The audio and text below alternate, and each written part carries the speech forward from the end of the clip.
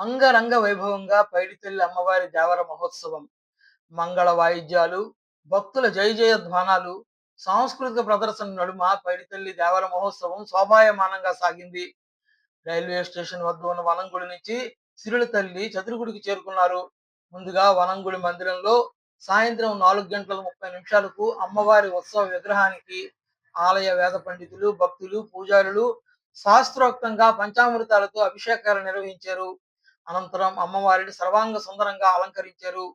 సిరిమాను పూజారి బంటుపల్లి వెంకట్రావు అమ్మవారి ఉత్సవ విగ్రహంతో ఆలయం చుట్టూ జై పడిమాంబ జై పడిమాంబ అంటూ 3 సార్లు ప్రదర్శన చేశారు.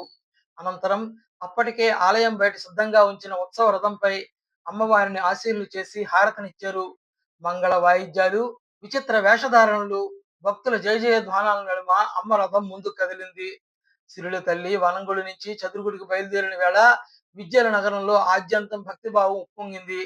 రైల్వే స్టేషన్ వద్ద నుంచి ప్రారంభమైన రథం గాడికానా, CMR junction, YSR circle, NCS, Kanyaka Parameshwari ఆలయం, ఘంటస్తంభం, మున్సిపల్ ఆఫీస్, కమ్మ వీధి, తెలకల వీధి రామమందిరం మీదుగా హుకుంపేటకు చేరుకుంది. అక్కడ చదురు వద్ద ఉత్సవ విగ్రహాన్ని పూజారి ఇంటి వద్ద ఎత్తడి ఘటాలను పెట్టారు. రాత్రి 7 గంటల నుంచి 10 గంటల వరకు భక్తులు దర్శించుకున్నారు.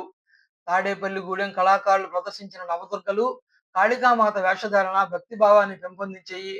తప్పెటగుళ్ళు, కోలాటం, భజనలు భక్తులను ఆకట్టుకున్నాయి.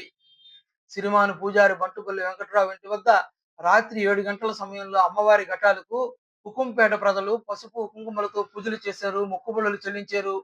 ఈ ఏడాది సిరిమానోత్సవ పండుగను అంగరంగ వైభవంగా నిర్వహించుకునేలా చూడాలని, ఎటువంటి అవాంతరాలు లేకుండా కాపాడాలని పైడితల్లిని ప్రార్థించారు. హుకుంపేట నుంచి రాత్రి 10 గంటలకు ఘటాలతో ఊరేగింపు ప్రారంభమైంది. మండపం వీధి, శివాలయం మీదుగా సుమారు 2 గంటల ప్రాంతంలో ఊరేగింపు 3 లాంతర్ల వద్దనున్న చతురుగుడికి చేరుకుంది. అక్కడ ఆలయంలో ఘటాలు, అమ్మవారి ఉత్సవ విగ్రహాన్ని ఉంచారు.